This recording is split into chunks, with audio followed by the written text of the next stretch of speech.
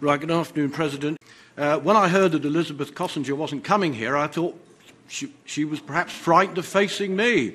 But I think the reason given is a very good one, and may I congratulate her on having her baby.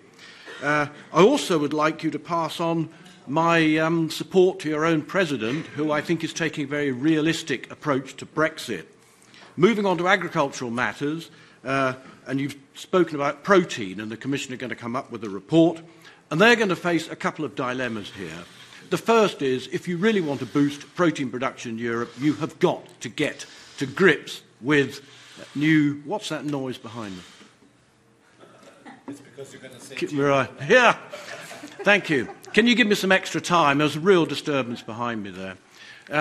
You're going to have to get to grips with using modern plant breeding techniques. That's if you want to increase protein production in Europe. And having increased the protein production in Europe by doing this, you, of course, are going to increase the amount of nitrous oxide emitted by those protein crops. That's a greenhouse gas, and farmers are supposed to stop emitting those.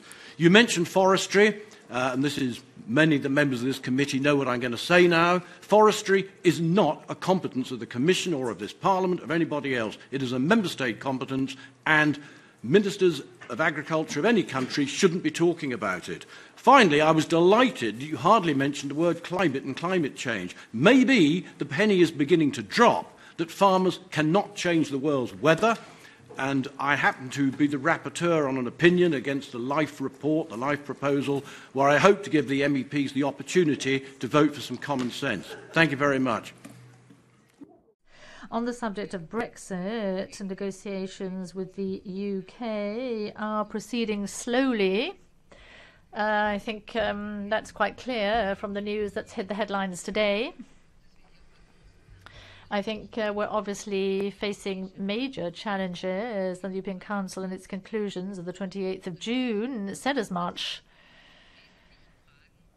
And it said that on the essential issues, no meaningful progress has been made. Commission reports to Council on a regular basis of progress made, or any progress made, and is preparing for all imaginable scenarios. One important issue in the negotiations is the Northern Ireland issue, and we within the Council have shown solidarity towards Ireland and are supporting the Commission in its efforts to reach a viable solution.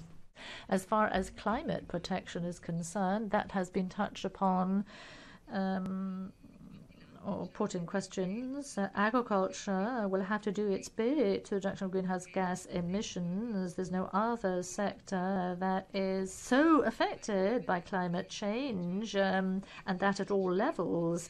Each year, as a result of lost harvests, floods and climate-related incidents, we are seeing damage to the rural economy in billions. I think agriculture and forestry has to fulfill the function society expects of it, making available food products being one amongst them.